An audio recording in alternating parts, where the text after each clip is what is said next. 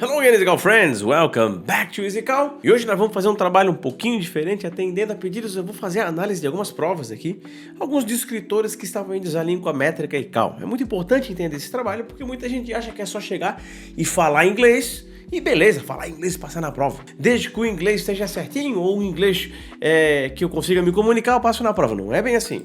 A prova, ela tem um documento que analisa, ela tem um documento que rege as provas, por assim dizer, um manual de regras. E para que eu consiga passar na prova, eu tenho que falar de acordo com esse manual de regras.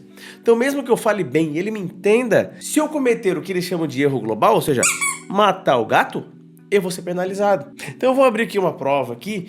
Obviamente eu não vou revelar qual foi a instituição que fez a análise e também não vou revelar o nome do aluno que fez a prova, obviamente. Vamos somente mostrar as evidências que a ANAC escreveu como sendo negativas de estrutura. Hoje nós vamos falar de estrutura. E por que esse primeiro vídeo eu vou fazer de estrutura? Porque a estrutura é o descritor que o pessoal mais erra na prova. Porque muitas pessoas pensam que estrutura está associado à gramática, mas não é gramática. Tem gramática na estrutura? Tem. Mas estrutura é a sua estruturação de frase, como você vai estruturar as suas frases. Então ele mistura gramática com semântica.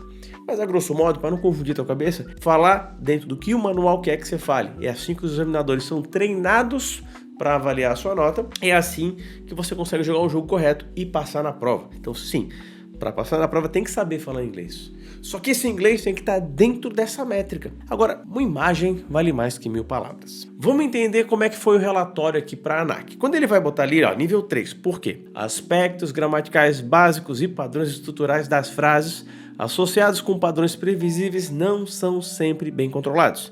Erros frequentemente interferem no significado. Essa é a justificativa. Para que ele traga essa justificativa, ele tem que trazer as evidências de fala para embasar sua justificativa. Pode perceber que nas evidências positivas, as frases estão corretinhas. Affirm, I need medical assistance to the minor.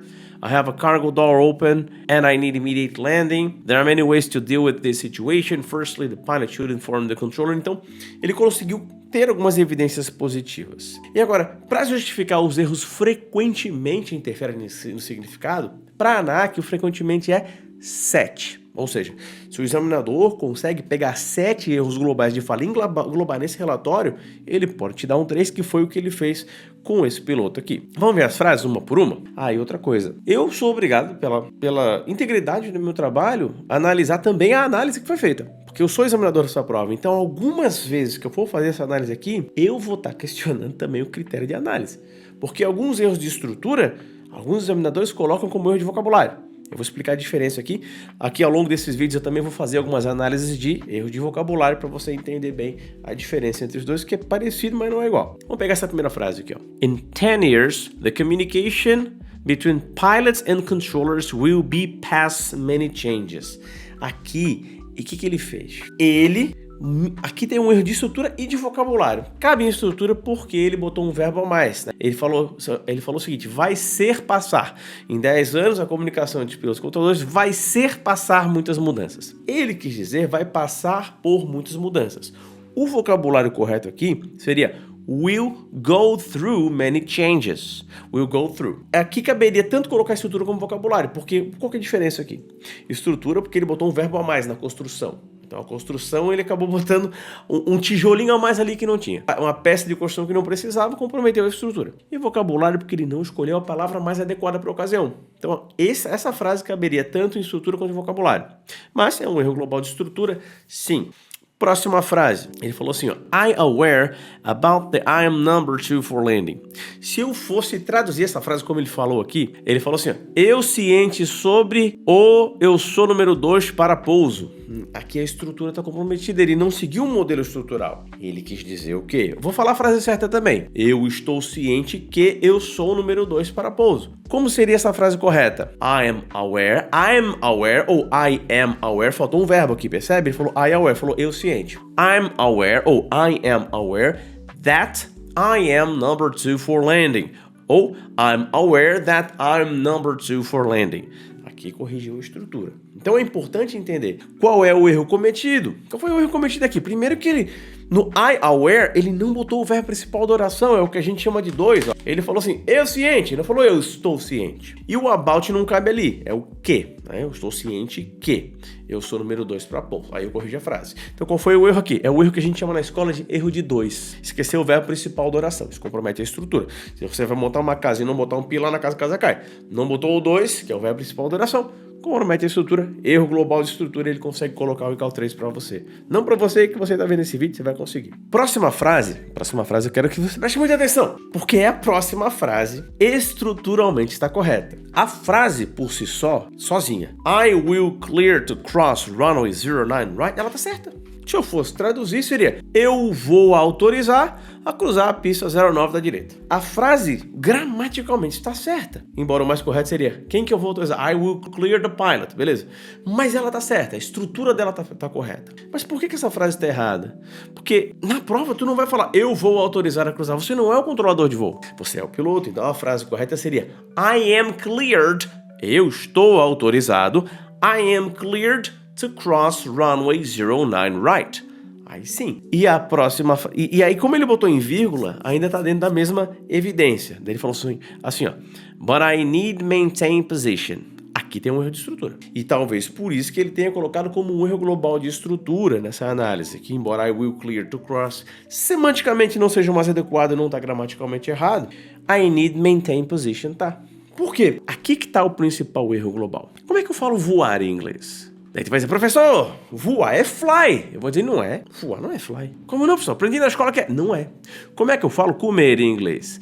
Se você pensou que é eat, tá errado. Mas, como assim? Porque todo verbo no infinitivo, e aqui ele tá no infinitivo, ele precisa da mãe. Lá no módulo 0 do curso a gente fala da mamãe, né? Então voar em inglês é to fly. A mãe do verbo é to. O infinitivo ele tem que ter o to.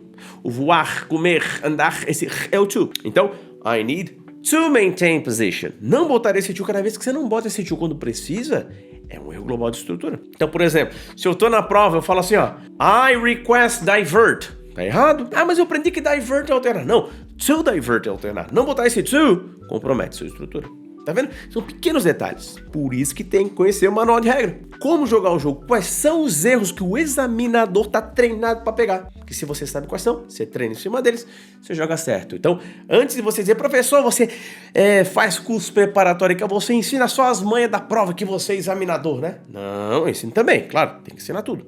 Mas ensina inglês de verdade. Como falar inglês de verdade e adequar esse inglês para dentro da métrica. Que é o que a gente tá fazendo aqui. Vamos para a próxima frase para a gente entender qual é o erro cometido para a gente não cometer esses erros mais, né? Próxima, ele falou assim, ó. The engine can suffer a high vibration. The engine can suffer a high vibration. Qual é o erro nessa frase? O motor pode sofrer. Não posso falar pode sofrer. Entenda o seguinte, o can, ele é um verbo modal, um verbo especial. Depois dele, o que vier depois dele vai ser um verbo peladão. Peladão, sem ed, sem ing, sem e, sem nada. Ele vai estar no infinitivo, só que sem nenhuma roupinha, sem o to, sem nada. Depois do can, will, would, should, must, vai peladão. Então a frase correta qual é? The engine can suffer a high vibration. Aqui é mais um erro de 2. Erro de 2, ó. 2, verbo principal da oração. No verbo principal da oração, ele cometeu uma gafe. Ele botou algo que não precisava, que não podia. Suffer a high vibration. Vamos olhar a próxima frase aqui. Ele falou o seguinte: The aircraft has two engine. A aeronave tem 2 motor. A gente pode falar, em português a gente fala assim, né? Ela tem 2 motor, eu vou comprar 10 pão. Mas na prova e cálculo não pode falar 10 pão e 2 motor. É 10 pães, 2 motores. Aqui é o erro de quê? Erro de plural. Botou o two, brother. Tem que botar engines, né? Tem muita gente que comete erro assim na prova, lá na parte 4, fala assim, ó. The colors of the aircraft is. Mistura o plural com o singular. Erro de plural, erro de singular também é erro global de estrutura. E é muito louco, eu não concordo com essa lógica de avaliação, tá? Eu só sigo ela porque eu sou examinador da prova e eu tenho que te passar a visão do examinador para tu passar na prova. Porque se tu chegar nos Estados Unidos e falar This aircraft has two engines, ele não vai dizer, você não sabe falar inglês, eu não entendi o que você quis dizer, o certo é two engines. Ele não vai fazer isso, ele vai entender. Mas na prova, mesmo que o examinador entenda, ele penaliza. Erro de plural, é erro global, hashtag gato perdeu o vidro. Próxima frase, pra gente fechar essa análise aqui. The pilot can lost the engines. Muita gente erra esse tipo de frase.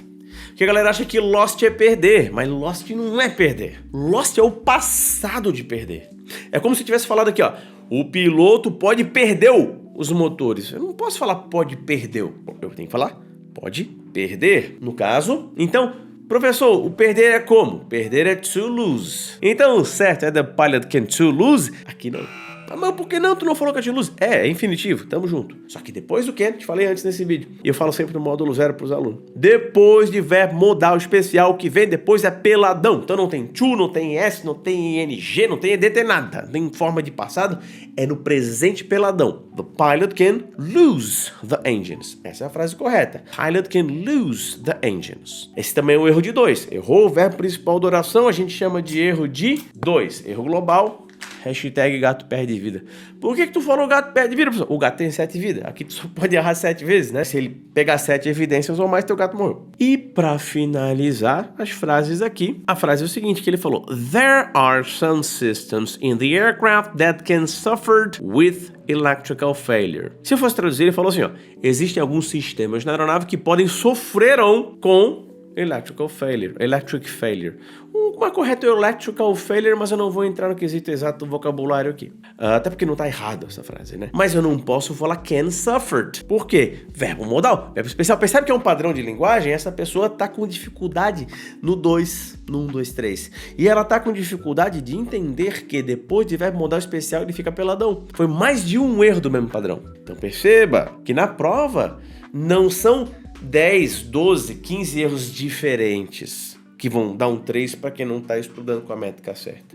Se você errar 15 vezes a mesma coisa, é 15 erros diferentes. Então é 3 em estrutura. Como que é a frase certa aqui? There are some systems in the aircraft that can suffer with electrical failure. Electrical é o mais correto. Eu vou deixar a frase correta aqui. Can suffer. No presente, verbo modal especial fica peladão. Lembra disso. Tá? No módulo 0 a gente tem mais aula sobre roupinhas dos verbos. Então percebe que, olha que legal, todas as frases que essa pessoa falou na prova, um americano entenderia. Entenderia e não ia dizer, você falou tudo errado, seu gringo. Só que na prova, você tem que se adequar ao conjunto de regras que a prova quer. É assim que é feito o treinamento do examinador. Eu sei porque eu passei por esse treinamento. Eu apliquei prova durante muitos anos. Então eu sei do que eu estou falando. Por isso que eu estou te trazendo a visão certa. Então você não precisa de ter um inglês extraordinariamente lindo para passar na prova com o ICAL 4. Você tem que saber falar inglês, sim. Sem inglês ninguém passa. Não adianta. Pode fazer o preparatório que for. Se não souber falar inglês, pelo menos um básico, você não vai passar. Professor, então para começar a estudar na EasyCal eu tenho que ter um inglês intermediário? Não. Tu pode começar do zero, porque no meu preparatório eu te preparo do zero. Te pego pela mão sem falar nem hello, how are you?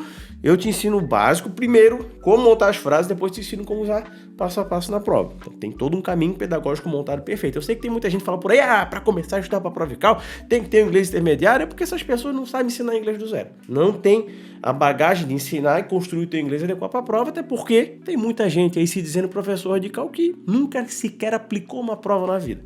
Aí fica complicado. Mas não vamos falar disso. Vamos falar da tua preparação. Percebe então que estrutura, o buraco é mais embaixo? Não é só falar inglês, tem que falar o inglês dentro desse documento. Percebe que a pessoa em questão que a gente está analisando aqui, ele cometeu o erro de 2, ele cometeu o erro de mãe, que a gente fala que o infinitivo, né, que não botou infinitivo onde precisava, e cometeu o erro de verbo modal especial e o erro de plural. Foram basicamente 4 categorias distintas de erros globais que fizeram que essa pessoa tivesse um ICAL 3. Existem várias categorias de erros globais, foram 4 que não estavam alinhadas, de várias que existem. Muitas vezes acontece que a pessoa tem 2 tipos diferentes de erros globais, mas comete 20 vezes esses erros. Isso também caracteriza um ICAL 3. Ficou claro? Aqui a gente falou de estrutura, porque é muito importante você entender essa lógica de estrutura. Se esse vídeo fez sentido para você, dá um like nesse vídeo, compartilha com seus amigos na aviação para que eles entendam a forma correta de se preparar para a prova, estudar para a prova. Se inscreve no canal, se você não é inscrito ainda, ativa as notificações para receber todos os nossos conteúdos e siga a gente nas redes sociais, salve esse vídeo para ver depois, que ele pode ser muito importante e te ajudar em algum momento posterior na tua carreira na preparação da prova ICAL. Bom, me espero no próximo vídeo então. Thank you again for watching and see you around.